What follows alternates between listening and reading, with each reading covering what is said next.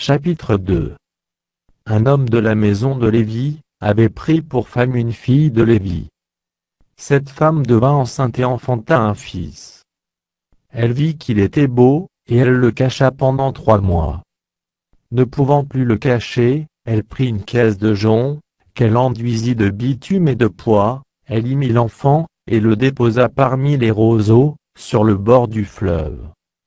La sœur de l'enfant se tint à quelque distance, pour savoir ce qui lui arriverait.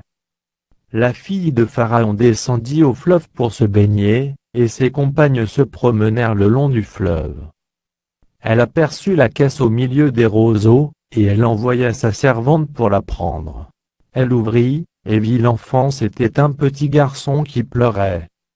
Elle en eut pitié, et elle dit: c'est un enfant des Hébreux. Alors la sœur de l'enfant dit à la fille de Pharaon: veux-tu que j'aille te chercher une nourrice parmi les femmes des Hébreux, pour allaiter cet enfant? Va, lui répondit la fille de Pharaon. Et la jeune fille alla chercher la mère de l'enfant. La fille de Pharaon lui dit: emporte cet enfant, et allaite-le-moi, je te donnerai ton salaire. La femme prit l'enfant et l'allaita. Quand il eut grandi, elle l'amena à la fille de Pharaon, et il fut pour elle comme un fils. Elle lui donna le nom de Moïse, car, dit-elle, je l'ai retiré des eaux. En ce temps-là, Moïse, devenu grand, se rendit vers ses frères, et fut témoin de leurs pénibles travaux.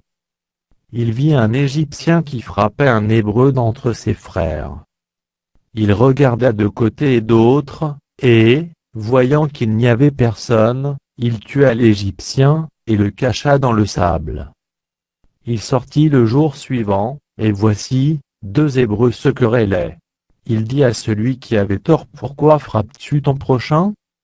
Et cet homme répondit: qui t'a établi chef et juge sur nous? Penses-tu me tuer, comme tu as tué l'Égyptien? Moïse eut peur, et dit: certainement la chose est connue. Pharaon apprit ce qui s'était passé, et il cherchait à faire mourir Moïse. Mais Moïse s'enfuit de devant Pharaon, et il se retira dans le pays de Madian, où il s'arrêta près d'un puits. Le sacrificateur de Madian avait 7 filles. Elles vinrent puiser de l'eau, et elles remplirent les auges pour abreuver le troupeau de leur père. Les bergers arrivèrent, et les chassèrent. Alors Moïse se leva, prit leur défense, et fit boire leur troupeau. Quand elles furent de retour auprès de Réuel, leur père, il dit: pourquoi revenez-vous si tôt aujourd'hui? Elles répondirent: un Égyptien nous a délivrés de la main des bergers, et même il nous a puisé de l'eau, et a fait boire le troupeau. Et il dit à ses filles: où est-il?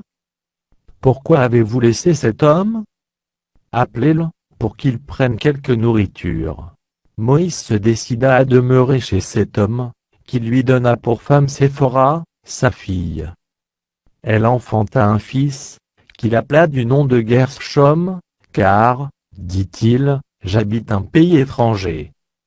Longtemps après, le roi d'Égypte mourut, et les enfants d'Israël gémissaient encore sous la servitude, et poussaient des cris.